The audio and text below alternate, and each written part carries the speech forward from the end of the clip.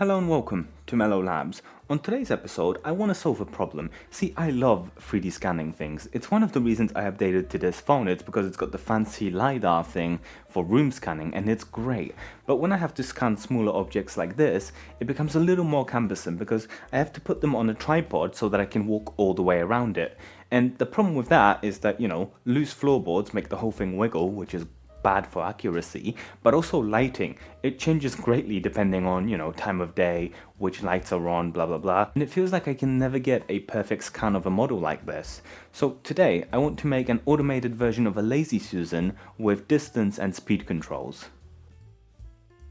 Now, if you're looking to make your own Lazy Susan / turntable from scratch, there is already a lot of 3D printable versions out there, and I'll link a few of them in the description below. But in my case, I already have a Lazy Susan and I don't really want to print another one, so instead I'd rather adapt this one to be automatic. So here's the crude and efficient illustration of my idea. See, I've divided it into two separate parts. One part permanently attaches to the Lazy Susan. The second part, with all the electronics, I can detach. So if I want to use the Lazy Susan as just a Lazy Susan for something like cake decoration, I can still do so. But then on the electronic side, I've got a motor with like a rubber bumper that will just push against the edge of it to move the Lazy Susan.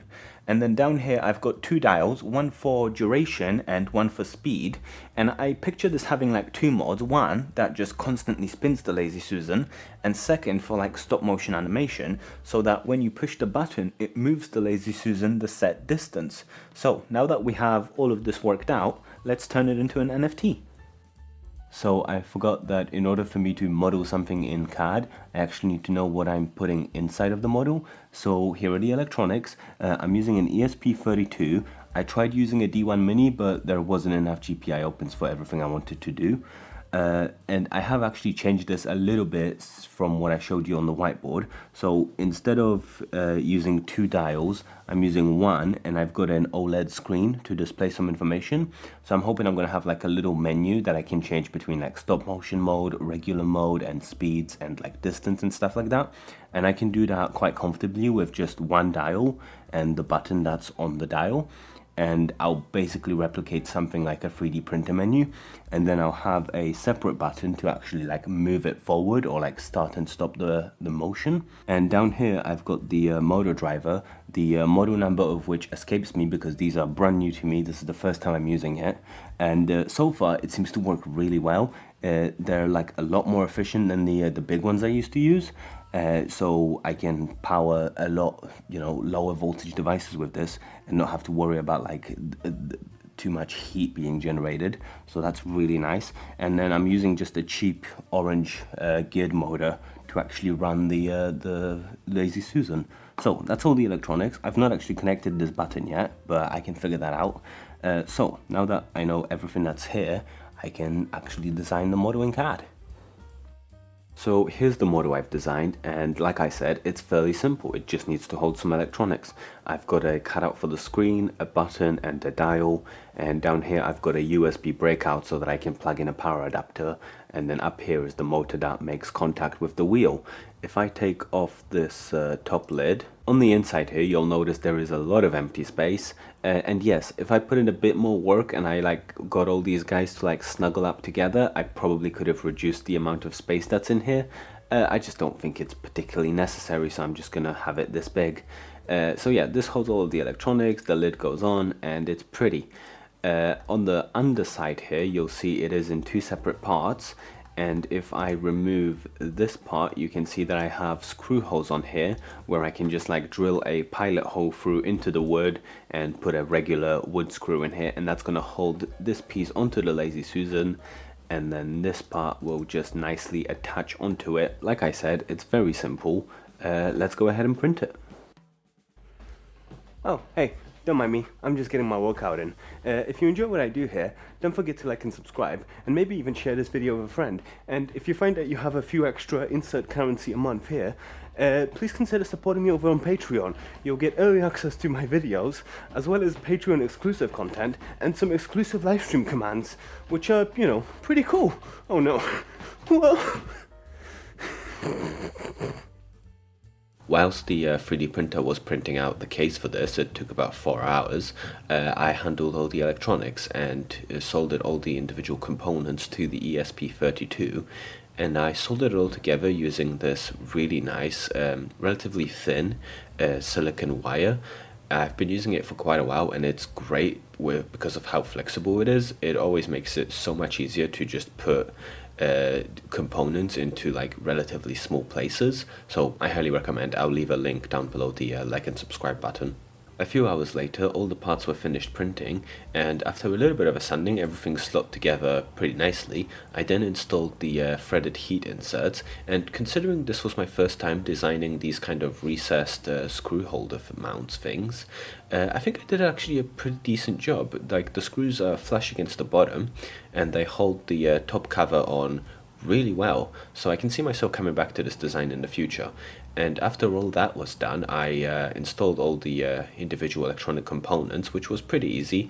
The motor and the screen were just held in with some hot glue, and the ESP just kind of, floats around on the inside. There's plenty of space for it, so I'm not too worried about it shorting on anything. And then the last piece to install was just the part that attaches to the Lazy Susan. So I started off by removing the bottom half of the Lazy Susan just so that it's easier to handle. And then I pre-drilled the holes through the plastic part into the wood.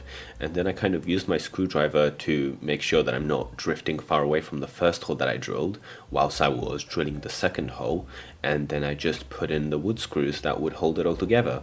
And now let's cut to me trying to figure out how to open up the conclusion part of this episode. And here we are. We've got the Lazy Susan. It spins separately, but then I want it to be automatic, so I just drop it on here, like so, and it's perfect. Look, we've got friction on there until we get to about there, where the wheel doesn't hold the motor anymore.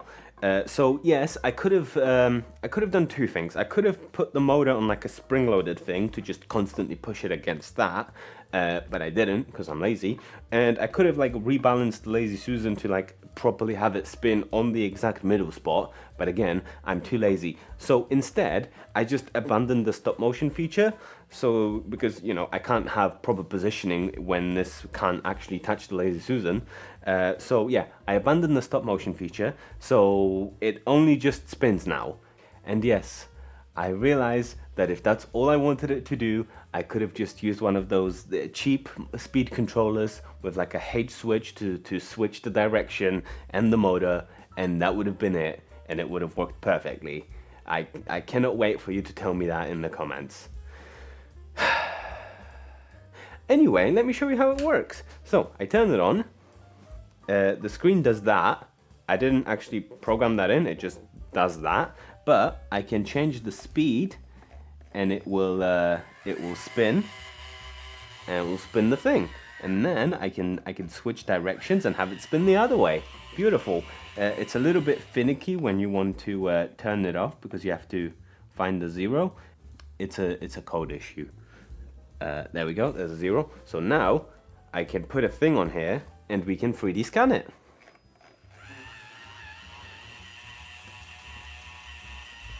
Obviously I'm not going to do that right now because I've already done it, and oh god, there we go. And it's actually pretty decent. Like because I can use like one good light source, it's lit evenly on all sides. And it spins relatively smoothly enough for the software to understand where it is and what it's doing. I specifically use this 3D scanning app. I have no affiliation with this app. I just very much like this app because it is free. It does room scanning. It does like floor plans. It does like point maps. It does photo geometry. It does a lot. And the fact that this app is free, I don't understand. But I like it a lot. I recommend it. If you have an iPhone, grab this app. It's great. So yeah, this works. I'm quite happy with it. I've definitely overcomplicated it, and I could have made it a lot simpler. But we live, we learn. So with that, I'll see you on next week's live stream. And I don't know, have a good day. Happy 3D scanning or something. See ya.